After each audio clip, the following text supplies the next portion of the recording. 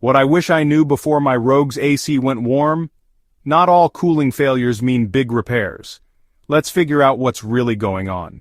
If your Nissan Rogue's air conditioner isn't cooling, the compressor is often to blame.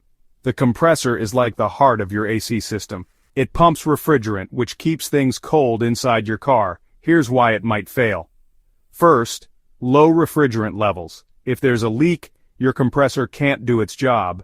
Second, electrical problems. A blown fuse or bad relay can stop the compressor from turning on. Third, the clutch or bearings inside the compressor can wear out over time. How do you know if it's the compressor? Listen for strange noises when you turn on the AC, or check if the compressor is actually spinning under the hood. If it's silent or stays still, that's a clue. What can you do? Simple things first. Check your fuses and make sure your refrigerant isn't low. But if the compressor itself is broken, you'll need a mechanic.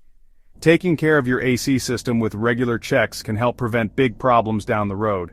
Stay cool and keep your Rogue running right.